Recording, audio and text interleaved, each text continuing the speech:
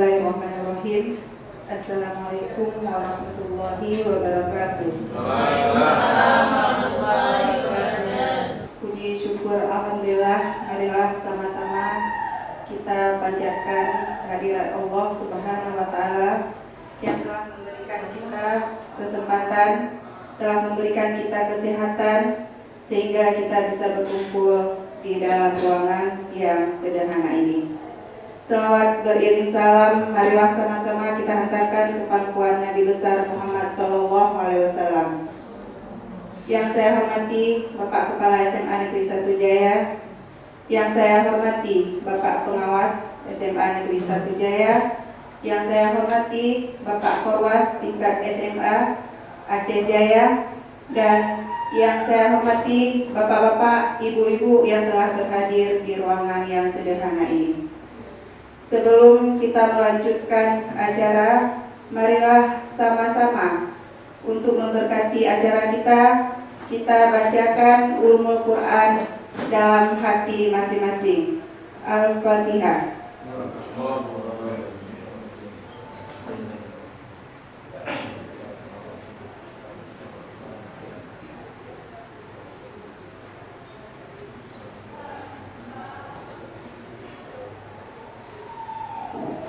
Selesai.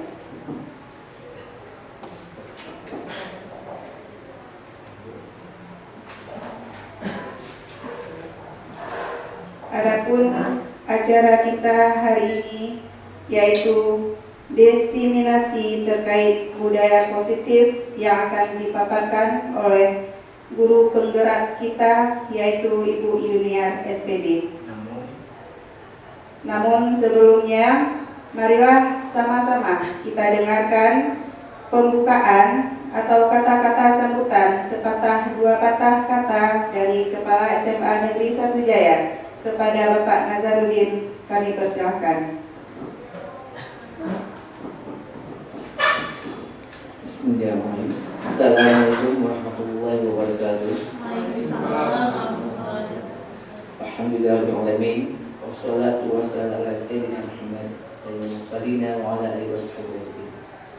Alhamdulillah, puji dan syukur sama-sama kita panjatkan kehadirat Allah yang mana pada pagi yang bahagia ini kita masih diberi kesempatan kesehatan agar kita bisa mengikuti acara diseminasi modul 104 budaya positif yang akan disampaikan oleh Ibu ini.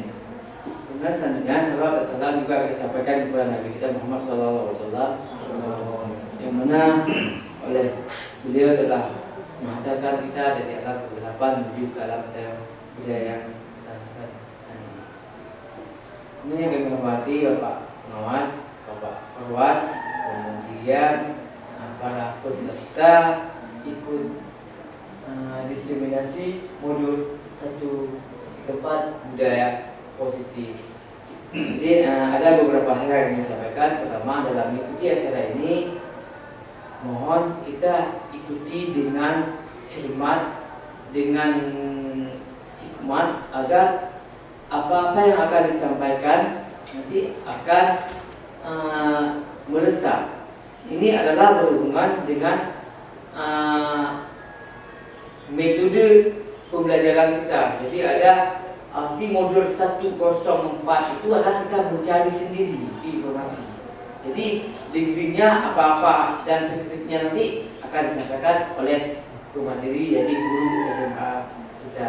Dan juga saya sangat berterima kasih, alhamdulillah ada guru penggerak, calon guru penggerak yang akan meneruskan hadir kita ke depan. Alhamdulillah, dan terima kasih juga kepada Ibu Yuniar yang telah berusaha sehingga pada hari ini sudah mampu untuk menyelesaikan semua tugas-tugasnya, termasuk tugas diseminasi. Kemudian selanjutnya juga ingin kita sampaikan, nanti kalau memang ada pertanyaan itu tolong langsung ditanya dengan terbuka. Jadi nggak perlu kita malu, hanya boleh langsung kita. Kalau ada pertanyaan itu boleh ditegur karena ini adalah dari kita untuk kita. Kemudian selanjutnya kami sangat mendukung kegiatan ini untuk peningkatan mutu pendidikan kita, baik itu bagi guru maupun kepada siswa.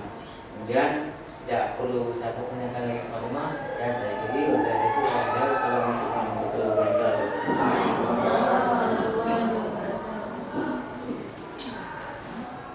Terima kasih kepada Bapak Kepala SMA Negeri 1 Jaya yang telah memberikan sepatah dua patah kata. Selanjutnya kita memasuki pokok acara, yaitu pemaparan materi tentang budaya positif oleh Ibu Yuniar SPD. Kepada Ibu Yuniar, waktu dan tempat kita persilakan.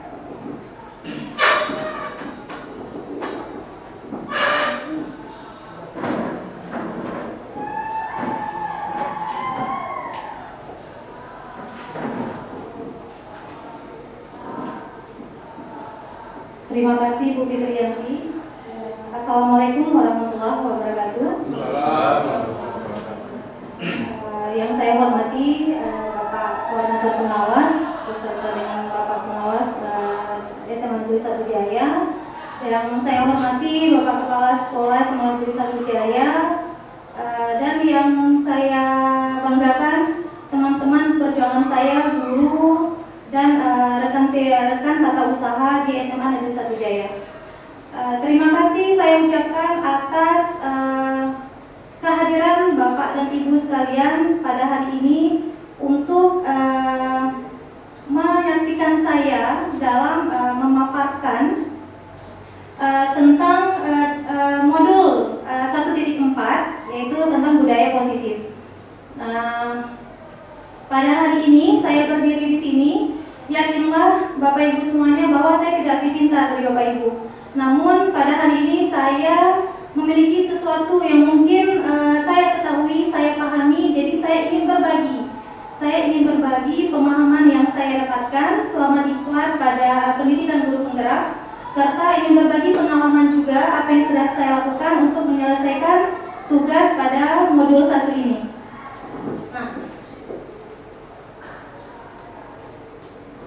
Sekali lagi saya ucapkan selamat datang para guru hebat. Mari kita belajar bersama, berkolaborasi, saling mendukung demi mewujudkan disiplin positif di sekolah kita yang tercinta ini.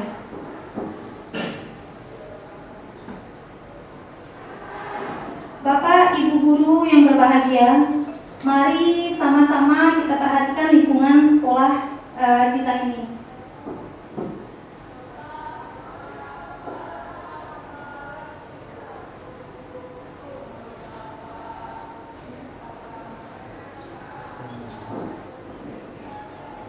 Bagaimanakah para guru kita saling bertegur sapa? Bagaimana siswa kita atau murid kita berinteraksi? Kemudian bagaimana cara guru menyapa murid atau murid menyapa guru? Terus bagaimana kita melihat cara guru menyelesaikan suatu permasalahan atau konflik antar murid? Nah, Bapak Ibu, suasana atau budaya yang berkembang di sekolah kita saat ini secara tidak langsung menjadi cerminan dari nilai-nilai yang kita anut dan kita yakini selama ini. Untuk itu sangat penting bagi kita menciptakan lingkungan positif agar terbentuk suatu budaya positif sebagai suatu proses pendidikan, karena ini merupakan tanggung jawab kita sebagai pendidik, tanggung jawab kita sebagai pemimpin pembelajaran. Nah, selanjutnya Bapak Ibu, dalam menjalankan budaya positif ada beberapa konsep yang harus kita jalankan. Yang pertama yaitu disiplin positif dan nilai-nilai kebajikan. Kemudian yang kedua, kebutuhan dasar manusia. Yang ketiga, posisi kontrol guru. Yang keempat, keyakinan kelas. Dan yang kelima adalah segitiga restitusi. Nah, berikut saya akan coba jabarkan satu persatu konsep-konsep daripada budaya positif ini. Namun sebelumnya saya ingin meminta sukarelawan 2 orang. Ada simulasi pelajaran tentang budaya positif ini di awal. Saya minta kesediaannya, boleh bapak-bapak, boleh ibu-ibu.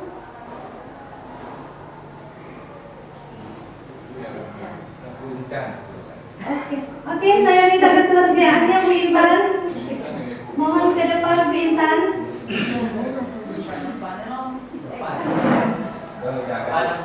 Oke, kita panggil Pak Nopan ya. Minta tolong untuk Pak Nopan satu ya.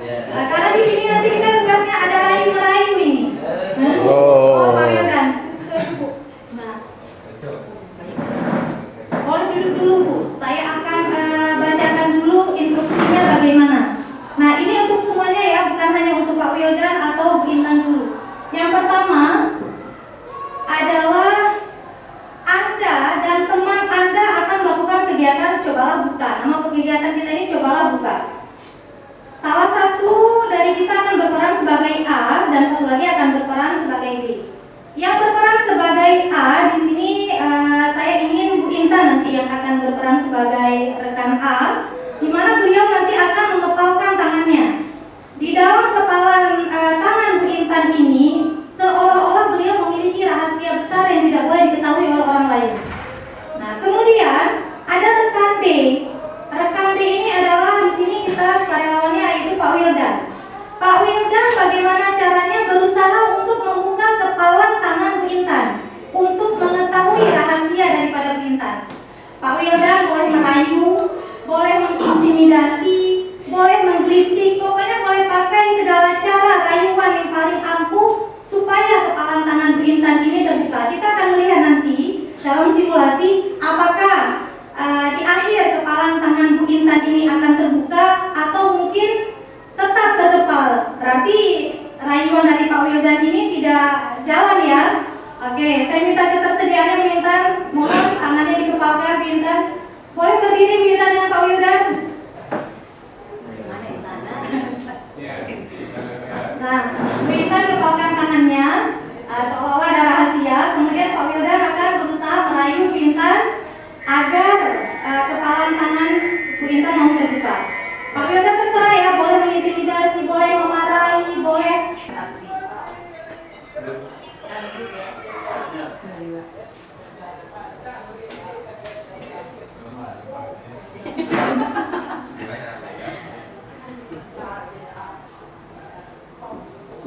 Bagaimana bantu?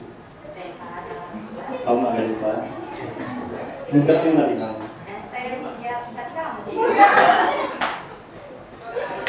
Jadi kesannya Ibu, sekarang Papa Jalu, boleh dong saya tahu? Pastilah. Jadi kan yang perlu sangat saya tahu, sudah hari 2, hari 1, hari 2 itu, tanya Ibu ini apa? Ada sesuatu, makanya saya lupa. Nah itulah, karena kalau kita ketahui Ibu, ini kita tidak boleh menyimpan lagi rahasia. Apakah itu dengan iman pribadi ya pun, saya ini sahabat Ibu nanti. Jangan, ayolah Ibu. Saya aja. Gini. Jadi, kalau Ibu kasih tahu dekat saya ini, ada Ibu, saya luruskan dengan berikan dari hafid. Yalah. Saya masih bertahan dengan kepala saya, walaupun itu terjadi atau. Gini aja. Apa yang Ibu minta tentang apa tentang anak ini itu segala macam. Walaupun Ibu mau umrah, saya sih. Iya, bagus. Yang penting apa yang ada Ibu ini saya sih. Ibu harus mengatakan apa yang Ibu sembunyikan sendiri. Semuanya, dunia ini Ibu minta saya sih. Iya, coba. Cukup saya aja yang tahu dengan kepala saya ini Pak Wildan. Gini Ibu, gini. Jadi suatu pemberitaan, enggak ini benar tuh. Ini suatu enggak ini. Saya tadi udah udah merayu Ibu ini segala macam. Saya banyak kerjaan ya. Ini aja. Ibu, saya kasih hati Ibu itu. Ya. Jadi ini, kalau anak Ibu nanti tidak lewat universitas, jangan salahkan saya. Jangan salahkan saya, karena saya sudah kasih hati Ibu. Ibu minta itu. Gimana Ibu nih? Mau kasih atau enggak? Tidak, saya masih bertahan dengan kepala saya. Ini Ibu sudah sangat menguras emosi saya. Sudah Oh, ini. Bapak benar Pak ya? Oh, Bapak emosi gara-gara kepala tangan saya. Di sini kan cuma mas saya Kan yang sangat tahu. penting saya Bu. Sesuatu yang ada di ini sangat berharga buat saya. Iya. Itu kan masalah pribadi saya. Begini, saya hidup dengan ini dengan begini. Karena harus perlu. Kalau ini saya tahu, ada bahagia. Aduh, kalau Bapak berkata seperti itu, ada hal selalu sama saya. Katanya,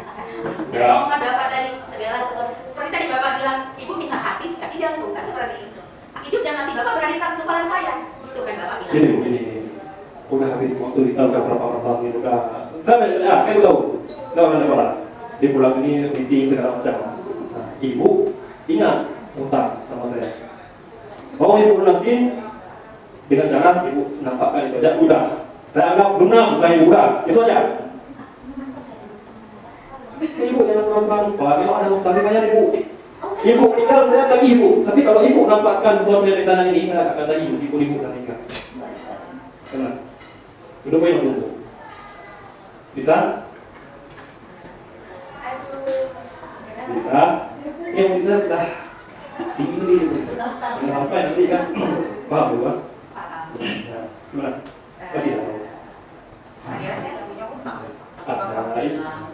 Emang itu orang sebelum utang baik-baik. Sudah utang dia berapa lagi lah.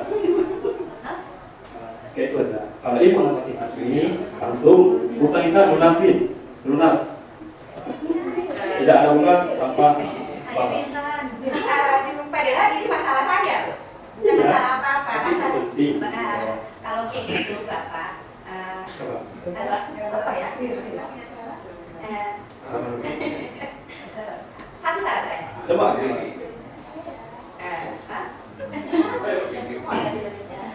Kalau gitu bernyanyi lah. Apa? Bernyanyi buat teman-teman. Lain lah, ngapain bernyanyi? Karena juga gini aja bu, ini kan. Oke, kasih tepuk tangan untuk Pak Wildan dengan Intan. Intinya bisa buka kepala tangan ya. Allah melayunya. Terima kasih Pak Wildan dengan Intan. Intan, masih di sini dulu.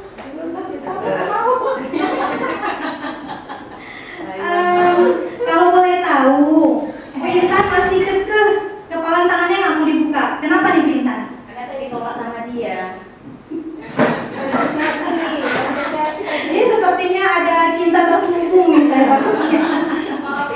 Jadi di sini Bapak Ibu simulasi yang kita lakukan tadi yang diperankan oleh Pak Wildan dengan Bu Intan ini menandakan bahwa kepalan tangan kita atau rahasia kita hanya kita lah yang memiliki kuasanya. Kapan kepalan tangan kita akan kita buka atau kepalan tangan kita tidak mau kita buka, itu tergantung kepada diri kita sendiri. Jadi hanya kita lah yang memiliki kuasa atas diri kita, tidak ada orang lain. Nah, jadi di sini seandainya kepalan tangan itu terbuka, mengapa? Kita pasti memiliki alasan. Dan ketika kita buka, sudah pasti waktunya itu adalah waktu yang paling tepat. Jadi di sini dari game kepalan tangan tadi kita bisa menyimpulkan bahwa tidak ada kekuasaan orang lain pada diri kita. Itulah yang dinamakan bahwa kita ini merupakan pribadi yang mandiri. Artinya kita bergerak berdasarkan apa yang kita inginkan. Nah, begitu Bapak Ibu ya. Nah, selanjutnya, disiplin positif ini adalah disiplin diri, di mana memiliki motivasi internal. Nah, terkait pada game yang tadi, motivasi internal artinya ada internal kan ada eksternal. Jadi internal memang berasal dari diri kita sendiri. Kemudian disiplin diri ini dapat membuat seseorang menggali potensinya menuju kepada sebuah tujuan, sesuatu yang dihargai dan bermakna. Dengan kata lain, disiplin diri ini mempelajari bagaimana cara kita mengontrol diri kita dan bagaimana menguasai diri untuk memilih tindakan yang mengacu pada nilai-nilai kebajikan yang kita hargai dan kita yakini. Kemudian, salah satu daripada nilai-nilai kebajikan yang ingin dicapai oleh setiap anak Indonesia itu kita kenal dengan nama adalah profil pelajar Pancasila. Di mana di sini yaitu itemnya ada beriman, bertakwa kepada Tuhan Yang Maha Esa dan berakhlak mulia, kemudian mandiri, bernalar kritis, berkebinekaan global, bergotong royong dan kreatif. Selanjutnya Bapak Ibu, disiplin positif ini adalah bagaimana cara penerapan disiplin yang mengajarkan anak itu bertanggung jawab. Dia bertanggung jawab dan menunjukkan kesadaran diri berdasarkan nilai-nilai kebajikan. Jadi ketika kita mengatakan disiplin ini berarti mematuhi peraturan yang ada, bukan ke sana ya Bapak Ibu. Namun disiplin diri ini adalah lebih ke tanggung jawab dan bagaimana kesadaran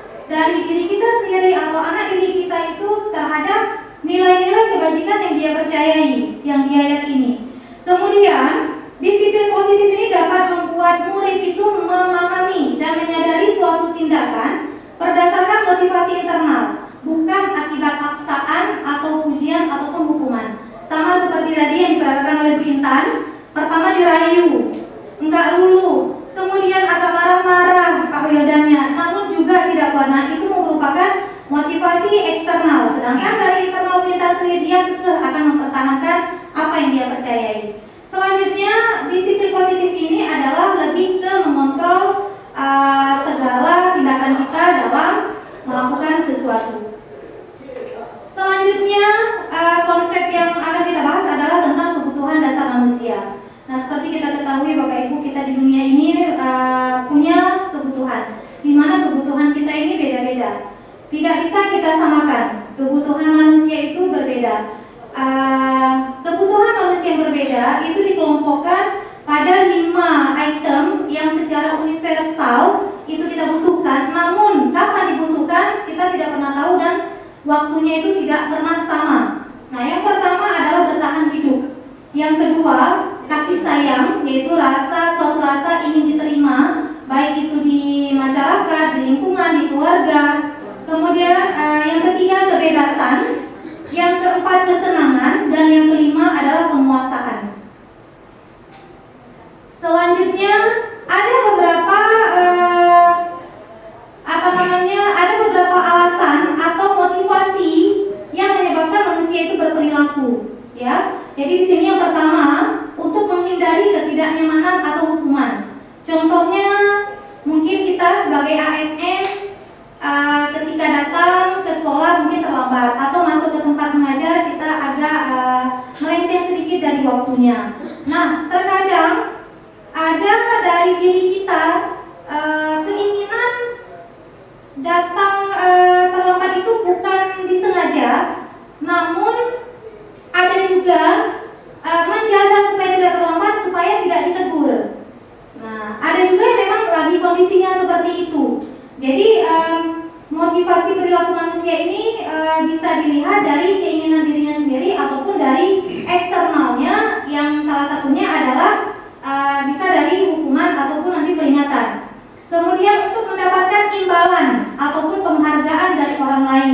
Nah, ini dominan ya, dominan kita semuanya ketika kita melakukan sesuatu, imbalan, penghargaan itu pasti tersirat.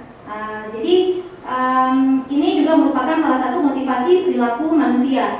Selanjutnya yaitu untuk menjadi orang yang mereka inginkan dan menghargai diri sendiri dengan nilai-nilai yang mereka percaya. Jadi kadang-kadang ada beberapa mungkin di antara manusia ketika dia bergerak kadang tidak menjadikan lagi dirinya sendiri. Dia bahkan menjadi orang lain hanya untuk menyenangkan orang lain. Nah, ini juga merupakan salah satu motivasi daripada perilaku manusia. Selanjutnya kita bergerak kepada posisi kontrol seorang guru.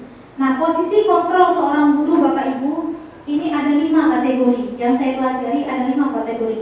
Yang pertama adalah posisi sebagai penghukum.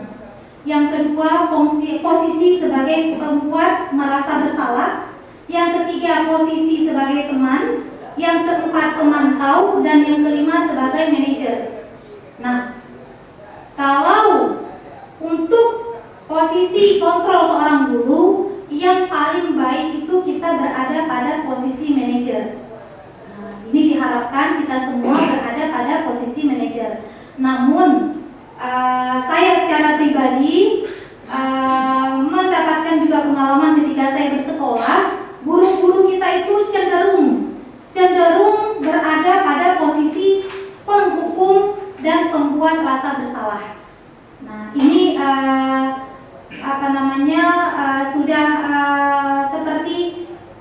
sudah dominan di mana-mana. Jadi ini merupakan satu langkah yang tidak tepat. Karena kenapa?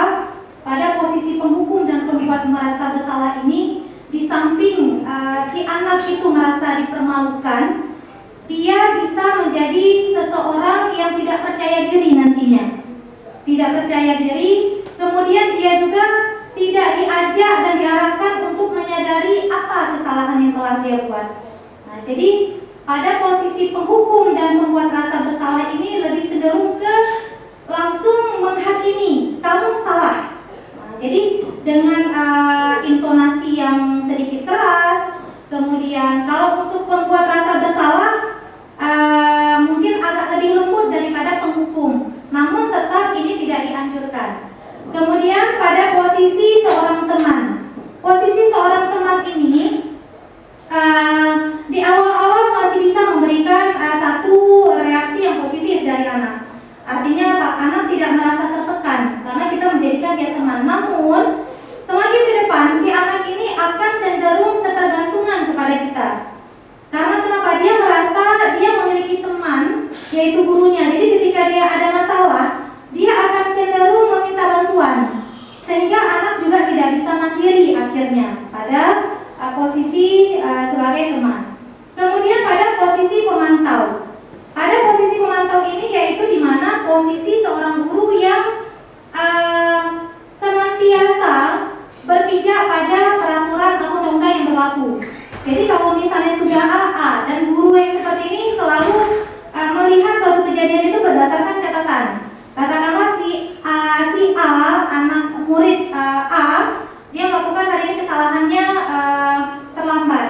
Maka 2 hari kemudian dia terlambat lagi. Hari ketiga dia mungkin ribut di kelas. Jadi guru ini memiliki catatan dan akhirnya memanggil siswa ini dan beliau akan membimbing si siswa tersebut dengan menampakkan catatan apa-apa saja yang telah dia lakukan.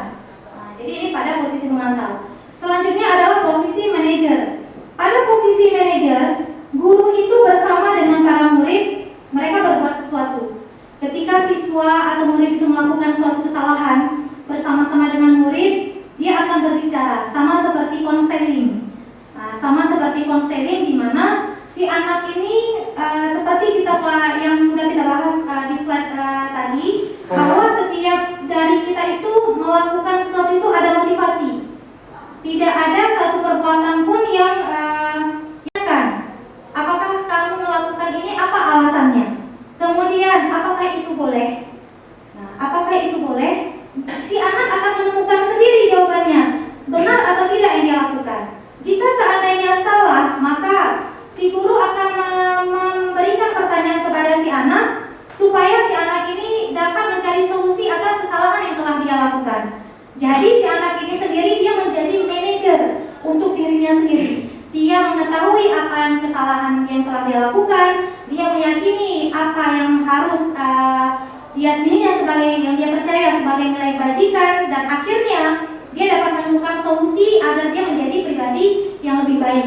Nah, pada posisi manajer ini, murid tidak akan merasa diintimidasi, murid tidak akan merasa ditekan, karena pada nanti akan kita bahas pada bagian segitiga restitusi, di mana si anak ini akan memulihkan identitas, memulihkan hatinya tadi yang telah merasa berbuat kesalahan, jadi dia akan memperbaiki identitasnya nanti. Nah, selanjutnya yaitu keyakinan sekolah atau keyakinan kelas. Keyakinan sekolah atau keyakinan kelas berbeda dengan peraturan ya Bapak Ibu. Kalau peraturan cenderung biasanya kita berasal dari satu pihak. Sedangkan keyakinan kelas ini adalah apa yang diyakini oleh warga di kelas tersebut, apa yang ingin dia dapatkan dan apa yang harus dia berikan. Jadi keyakinan kelas ini dibuat berdasarkan kesepakatan bersama. Boleh antara wali kelas dengan siswa di dalam kelasnya, boleh antara siswa dengan guru bidang studi. Jadi keyakinan kelas ini dapat kita buat berdasarkan kesepakatan apa yang ingin dicapai dalam kelas tersebut. Misalnya di sini ada beberapa contoh dari keyakinan kelas. Nah, itu lebih ke pada kenyamanan di dalam kelas. Nah, di sini ada contoh yaitu pernah saya lakukan untuk keyakinan kelas pada pelajaran kimia. Yang pertama adalah berperilaku dan bertutur kata yang baik dan sopan. Kemudian saling menghormati, menghargai dan peduli pada sesama, menjaga kebersihan, keindahan dan keamanan kelas, aktif dan tertib dalam pembelajaran. Kemudian membiasakan diri mengucap salam ketika masuk kelas, meminta maaf ketika berbuat salah, dan kata tolong ketika meminta bantuan. serta yang terakhir yaitu menjalankan keyakinan kelas secara bersama-sama dengan penuh tanggung jawab. Nah, ini merupakan salah satu keyakinan kelas yang pernah saya lakukan di kelas 3 IPA 1 untuk kami biar sama-sama nyaman. Jadi para siswa juga bertanggung jawab dalam menjalankan keyakinan kelas tersebut. Selanjutnya adalah yang terakhir, segitiga restitusi dalam penyelesaian masalah. Nah, di sini guru berperan sebagai manajer. Pada praktik segitiga restitusi, guru itu berperan sebagai manajer, di mana menggunakan pendekatan segitiga restitusi dalam menyelesaikan suatu permasalahan yang melalui 3 tahapan. Yang pertama adalah menstabilkan identitas, yang kedua validasi tindakan yang salah, dan yang ketiga adalah menanyakan keyakinan. Nah, contoh di sini untuk tahapan menstabilkan identitas. Jadi ketika anak membuat satu kesalahan, kita bisa menstabilkan identitas dia dengan beberapa kalimat. Contohnya, kamu hari ini terlambat. Tidak mengapa, bukan hanya kamu yang pernah terlambat. Semua orang pasti pernah melakukan kesalahan, yaitu terlambat datang ke sekolah. Bahkan ibu sendiri pun pernah. Nah, ini salah satu kata untuk menstabilkan identitas. Artinya apa? Kita mengatakan kepada anak bahwa bukan hanya dia saja yang melakukan kesalahan, orang lain juga pernah gitu. Walaupun mungkin kesalahan yang dilakukan termasuk kategori berat, namun kita harus bisa membawa si anak itu menjelaskan kepada dia bahwa bukan hanya dia yang pernah melakukan kesalahan. Jadi supaya dia, karena anak kadang-kadang ketika dia berbuat kesalahan, kita kemudian kita marah-marah, kita kita istilahnya menyudutkan dia dengan pertanyaan, dia jadinya down, dia tidak bisa berpikir apa yang harus saya perbaiki. Dia hanya akan berpikir bagaimana saya bisa menyenangkan guru tersebut. Kemudian tahap yang kedua adalah validasi tindakan. Di validasi tindakan ini kita dapat melakukan dengan mengatakan, dengan bertanya kepada si anak, kamu tadi tidak mau belajar di kelas. Kenapa? Mungkin katakanlah si anak mungkin main game, bawa handphone ke kelas. Kenapa kamu main game? Mungkin dia bosan, dia ingin kebebasan di situ, ada yang ingin dia capai di situ. Nah, kita bertanya kepada si anak untuk mengarahkan dia apa yang dia lakukan dan apa alasannya. Kita harus tahu dulu. Mungkin bisa jadi penyebab si anak itu lalai terhadap kewajibannya di dalam kelas, bisa jadi berasal dari kita. Nah, jadi kita tidak bisa serta-merta menyalahkan kelakuan si anak di dalam kelas ketika dia berbuat kesalahan. Makanya validasi tindakan ini sangat-sangat diperlukan untuk melihat apakah memang berasal dari internal si anak ataupun berasal dari eksternalnya, yaitu kita dan kondisi kelas yang membuat dia tidak nyaman untuk belajar. Selanjutnya adalah menanyakan keyakinan. Setelah anak kita tanyakan apa yang dilakukan itu salah atau tidak, apa alasannya, kita bisa menanyakan keyakinan, apakah itu benar yang kamu lakukan. Jika memang dia menjawab dari pertanyaan yang dua tadi, setelah kita melalui tahapan, si anak akan menjawab, iya bu, saya salah. Nah, apa kira-kira yang bisa kamu lakukan untuk memperbaiki kesalahan kamu? Katakanlah misalnya dia ogah-ogahan belajar pada pelajaran bahasa Inggris.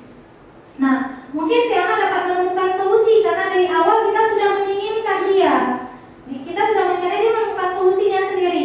Oh, saya akan minta maaf kepada bapak tersebut. Nah, jadi solusinya ini bukan berasal dari guru, namun si anak ini belajar memanage dia sendiri, apa kesalahan yang dilakukan, apa yang dia yakini, dan apa yang akan dia lakukan untuk memperbaiki kesalahan yang telah dia lakukan. Nah, Bapak Ibu, saya akan mengajak Bapak Ibu menonton video praktik segitiga restitusi yang pernah saya lakukan kepada seorang siswa, yaitu Nailul Magfirah, karena terlambat datang ke sekolah. Mungkin video ini bukanlah video yang sempurna, namun bisa menjadi sedikit contoh bagi Bapak Ibu dalam memahami praktik segitiga restitusi.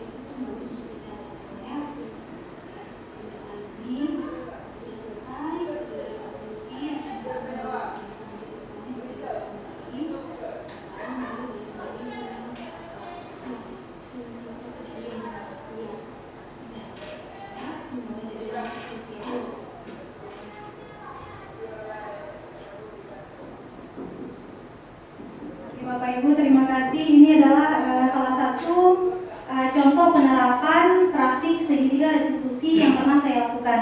Jadi di sini si anak terlambat, kemudian saya panggil ngomong secara personal, jadi bukan saya marahi di ruangan kelas. Supaya tujuannya supaya apa? Supaya si anak tidak merasa kita permalukan, tidak kita tekan. Terkadang si anak ini ketika kita panggil ke kantor saja, dia udah udah takut. Saya dipanggil oleh ibu A. Kira-kira kenapa ya? Kan sering ya Bapak Ibu, kita sering seperti itu. Nah, jadi ketika kita panggil, kita tanyakan dulu, kita stabilkan dulu dia. Jadi rasa deg-degan, rasa khawatir dia kenapa sih aku dipanggil, kita stabilkan dulu. Setelah dia stabil, baru kita tanyakan, kita validasi kesalahan apa yang telah dia lakukan dan apa alasannya. Kemudian yang terakhir, kita meminta dia untuk memikirkan solusi agar dia tidak mengulangi kesalahan dia untuk selanjutnya. Baiklah Bapak Ibu, alhamdulillah sudah selesai pemaparan dari saya tentang budaya positif. Selanjutnya saya serahkan kepada Ibu Moderator. Saya akhiri. Assalamualaikum warahmatullahi wabarakatuh.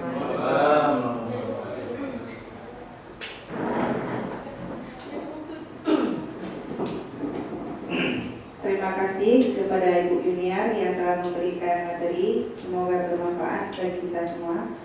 Selanjutnya, acara sesi tanya jawab. Apabila ada yang ingin ditanyakan, diberi kesempatan untuk 2 orang memberikan pertanyaan. Silakan Ibu Sri. Tadi di materi tentang posisi kontrol guru itu ada 5 Bu ya. Iya. Ada pemantau, pembuat rasa bersalah, manajer, penghukum dan teman. Jadi tadi kan posisi untuk guru itu kan di manajer. Pertanyaan saya, di apa yang kita lakukan sehari-hari di sekolah itu kadang-kadang di penghukum ini masih terjadi. Contohnya misalnya langsung hormat ketika siang hari. Pertanyaan saya, apakah masih diperbolehkan? Gitu. Apakah hanya posisi manajerial ini, yang lain nggak boleh lagi? Gitu. Pertanyaannya. Baik, terima kasih Ibu Sri. Ya, langsung kita gabung. Mungkin ada 1 orang lagi, ya. Assalamualaikum warahmatullahi wabarakatuh. Waalaikumsalam. Saya Yati. Saya ingin tanyakan masih dalam posisi kontrol tadi. Di situ ada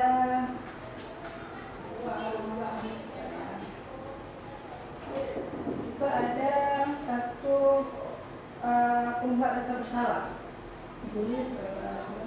Pertanyaan saya, berikan satu contoh kejadian atau peristiwa di mana guru bertindak sebagai pembuat rasa bersalah pada posisi kontrol guru.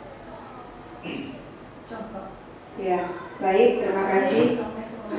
Waalaikumsalam. Terima kasih Bu Sri dan Bu Erni atas pertanyaannya. Cukup menarik ya Bu Niat untuk kita bahas ya. Jadi mari sama-sama kita dengarkan penjelasannya dari Bu Yuniar. Terima kasih atas pertanyaannya Ibu. Ini saya jawab pertanyaan dari Ibu Sri duluan ya. Tadi kita ada 5 posisi kontrol guru. Ya, yang pertama adalah penghukum, kedua pembuat merasa bersalah, yang ketiga teman, yang keempat pemantau dan manajer. Nah, seperti tadi di awal saya katakan bahwa kita guru dominan ya. Dominan berada pada posisi 1 dan 2, yaitu penghukum dan pembuat rasa bersalah. Nah, kalau ditanyakan apakah boleh kita lakukan? Kalau mau kita jawab, ini sebenarnya tidak dianjurkan untuk kita lakukan. Karena kenapa? Ini akan membuat anak merasa tertekan. Dan pada akhirnya, dia ketika kita sudah menghukum, apakah outputnya itu akan sesuai dengan yang kita harapkan? Tidak ada yang menjamin bahwa dia itu tidak akan mengulangi kesalahan dia nanti. Karena kenapa? Kita tidak mengajak dia untuk menyadari apa yang telah dia lakukan. Nah, apa yang telah saya sebelum mempelajari modul ini juga kerap melakukan hal tersebut ya Bapak Ibu. Saya juga kerap melakukan hal tersebut, yaitu terbiasa untuk menghukum.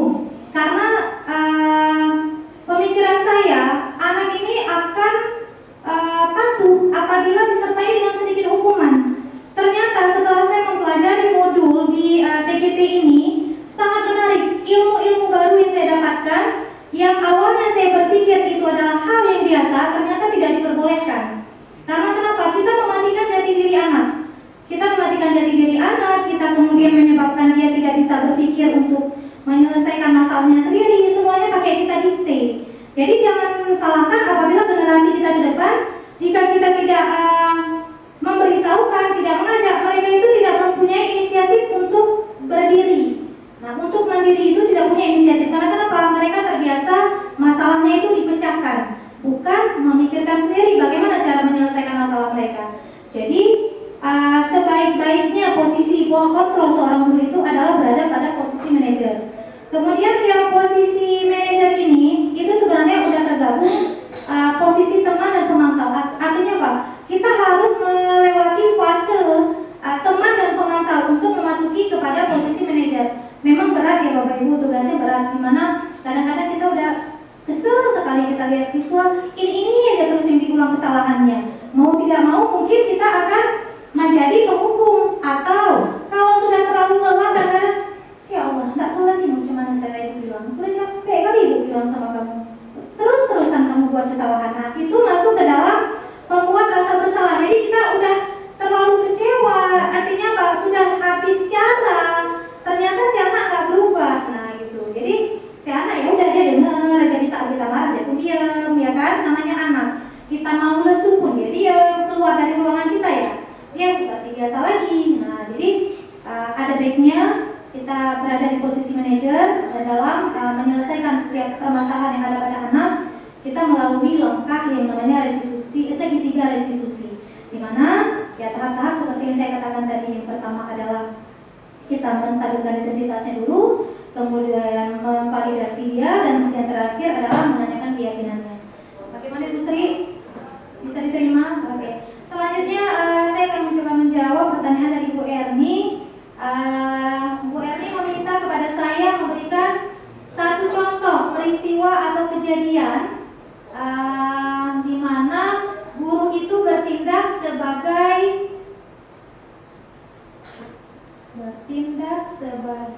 sebentar ya.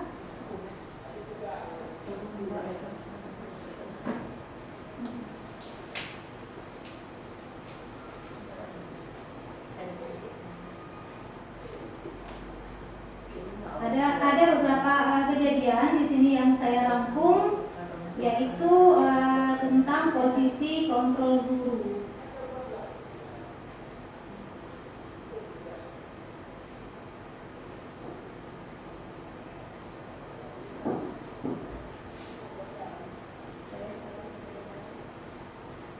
Di sini ada beberapa kasus ya. Saya akan memilihkan kasus sesuai requestnya Bu Erni, yaitu sebagai pembuat rasa bersalah. Nah ini dia. Ada kejadian, ada kasus ya. Ini kami bicarakan juga dalam kelompok diklat.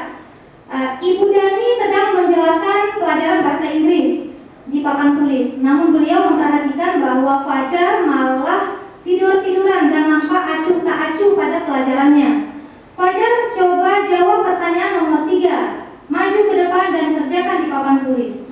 Fajar pun nampak malas-malasan maju ke depan, dan sesampainya di depan papan tulis pun Fajar hanya diam terpaku sambil memegang buku bahasa Inggrisnya dan memainkan spidol di tangannya.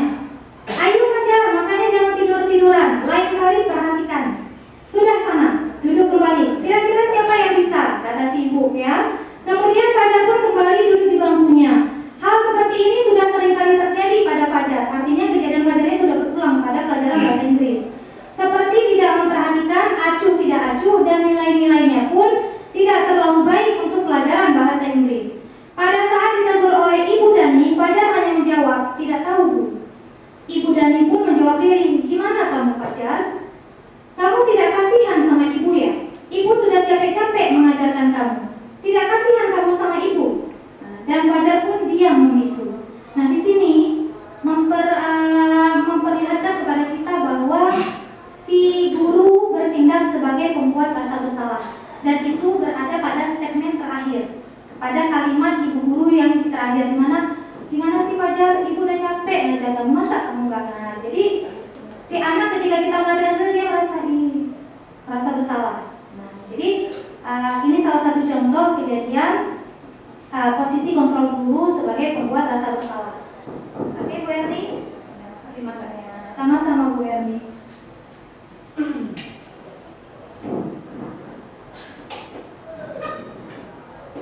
Terima kasih kepada Ibu Yunia. Acara selanjutnya, marilah sama-sama kita dengarkan bimbingan dan arahan dari Bapak Pengawas kepada Bapak Dr. Andes Azhari. Waktu dan tempat kami persilakan.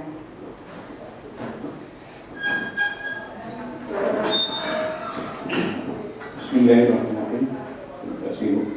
Assalamualaikum warahmatullahi wabarakatuh. Alhamdulillah, salatan wa salaman ala Rasulillah wa ala alihi washabihi wa mawala.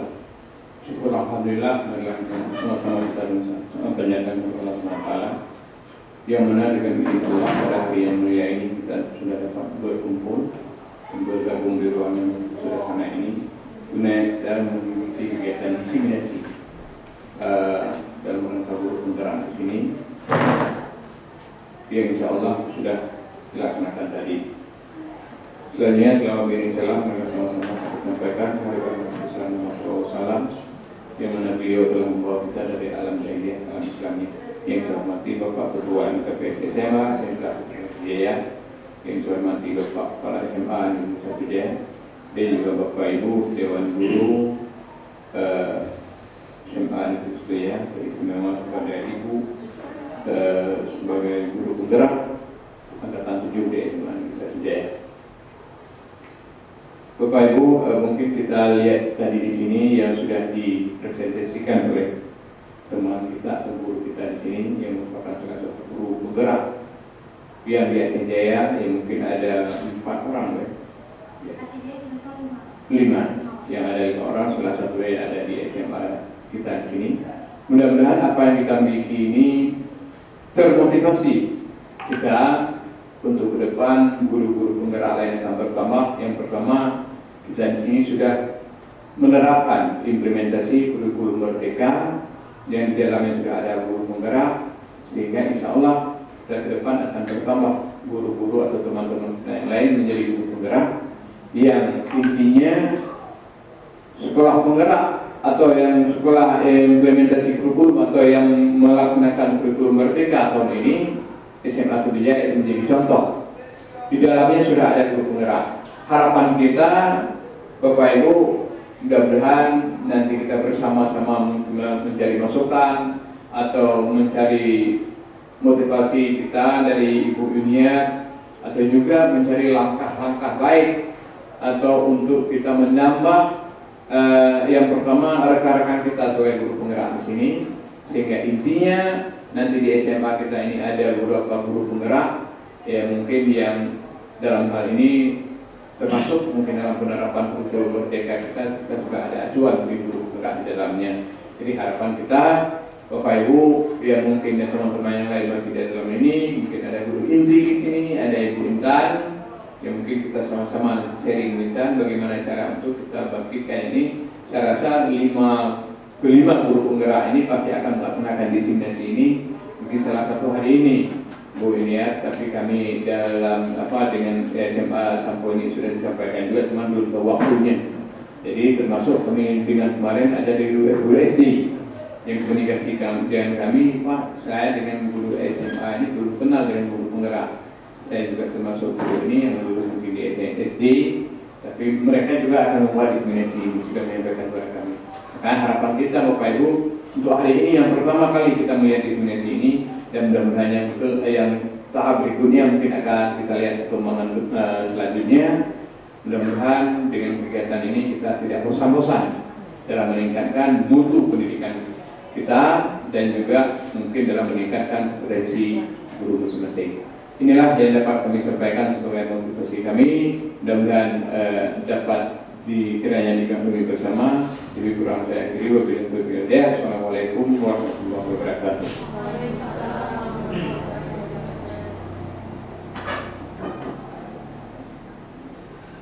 Terima kasih kepada Bapak Pengawas, yaitu Bapak Dr. Andes Azhari. Selanjutnya, diperkenankan kepada bapak-bapak dan ibu-ibu yang ada di ruangan ini yang dari tadi sudah mengikuti acara desiminasi untuk memberikan saran ataupun masukan yang positif terhadap guru penggerak kita, yaitu Bu Yuniar, tentang apa yang sudah dipaparkan materinya dari tadi untuk kita semua. Silakan Bapak Ibu, siapa yang bersedia untuk memberikan masukan? Dari Bapak Ketua FKKS mungkin? Ya, silakan Bapak.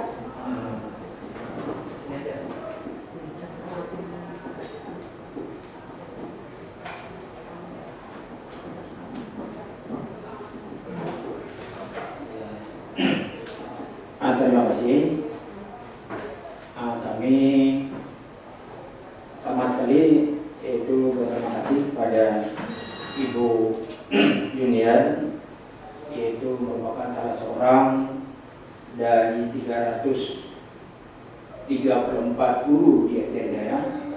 Beliau adalah hari ini berada di lingkungan sebagai guru penggerak atau calon guru penggerak di Kabupaten Aceh Jaya, khususnya di SMA Negeri 1 Jaya.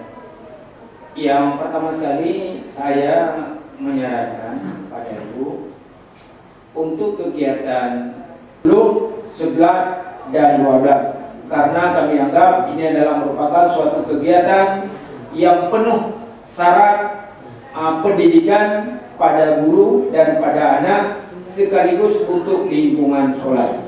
Demikian, lebih dan kurang kami mohon maaf. Kami akhiri. Assalamualaikum warahmatullahi wabarakatuh.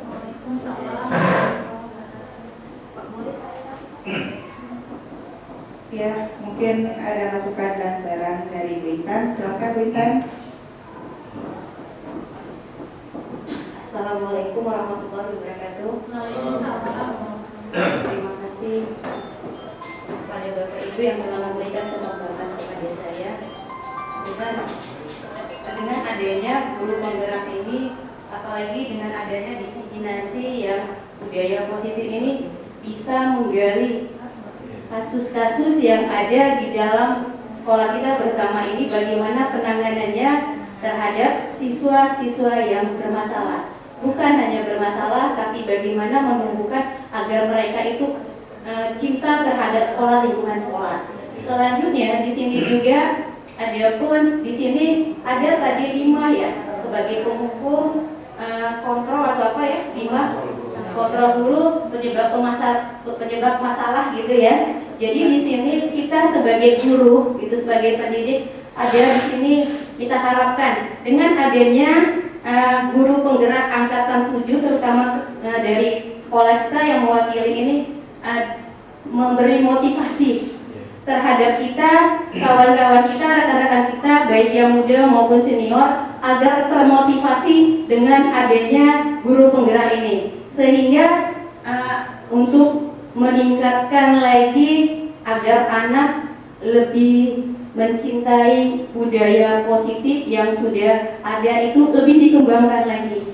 Terima kasih. Wassalamualaikum warahmatullahi wabarakatuh.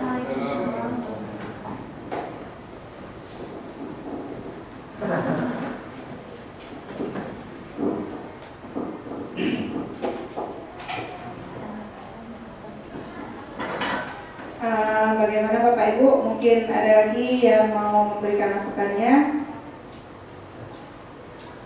Baik, Bu Suri, silakan.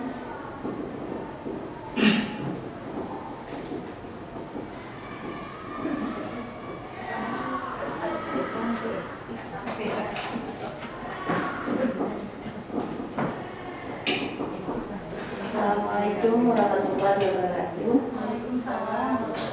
Mungkin sedikit saran ya untuk kedepannya, bukan untuk acara hari ini. Ya, saran untuk keadaan sekolah kita. Kita tahu anak-anak kita kan banyak atau sering yang datang terlambat. Kemudian mungkin keinginan belajar yang masih kurang. Nah, gimana caranya seandainya kita buat diskusi bersama, kita cari solusi bersama, bagaimana atau apa yang bisa kita lakukan sehingga kita tidak menjadi guru-guru yang menghukum ataupun guru-guru yang membuat rasa bersalah. Karena sering sekali dari kita melihat keadaan demikian, baik di luar kelas atau di dalam kelas, sering membuat anak-anak menjadi anak-anak yang merasa bersalah. Nah, gimana sebaiknya ke depan kita duduk berembuk solusi apa yang bisa kita lakukan sehingga tidak menyulitkan mereka, kita bisa cari solusi bersama-sama. Mungkin demikian. Assalamualaikum.